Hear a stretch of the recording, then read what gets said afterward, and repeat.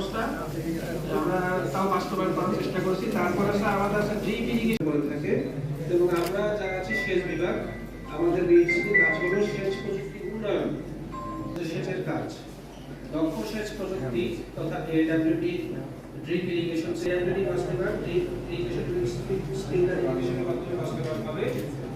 বীজ এবং ফসলের 4000 মেট্রিক টন ভিত্তি বীজ এবং 3000 মেট্রিক টন প্রত্যয়িত বীজ উৎপাদন 25-27 বছরের 30 হেক্টর জমিতে আমরা এডব্লিউডি বাস্তবায়ন করছি। সর্বমোট আমরা 180 হেক্টর জমিতে এডব্লিউডি বাস্তবায়ন, পাঁচটাই খাগড়াছড়িতে, এবং 25-26-এ আমাদের 3টা স্প্রিংলার আছে, এগুলা খাগড়াছড়িতে বাস্তবায়িত হচ্ছে।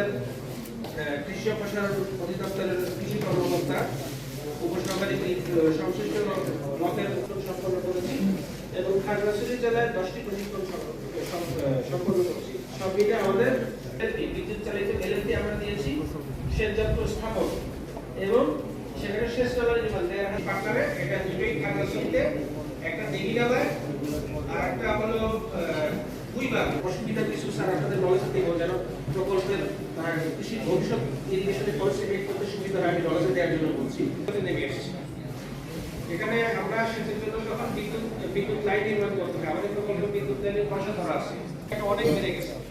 ফলে এবার বিডিপি থেকে আমরা কোনো ধরনের সহযোগিতা না পাওয়ার কারণে আমাদের 2টি সেট যেগুলো ফিল করতে হবে, 50 একর কমান্ড এরিয়া এবং একটা দিয়েছে আমরা আপনারা ড্রিপ আর স্প্রিংলার কতগুলো করতে পারবেন।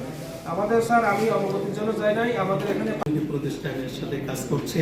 মূলত বলা যায় যে কৃষি মন্ত্রণালয়ের অধীনস্থ আছে স্যার, আর আছে স্যার এখানে আম এবং আনারস, এই 3টি ফসলের যদি আমরা ওইখান থেকে কিছু সমাধান সিজনাল ট্রেনিং এর কথা যেটা বলতে, একটা ডকুমেন্টারি দেখানো শুরু করেছিল শাহরিয়ার, তার মাধ্যমে 10টা ডিএলআই।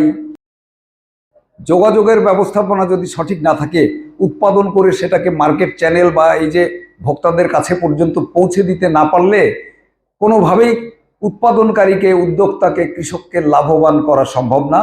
তার মানে লাভবান যদি না হয় উৎপাদনকারীরা, ওইটার বিস্তার ঘটানো আরো কঠিন, যে কঠিন বাস্তবতার মধ্যে পাহাড় অবস্থিত।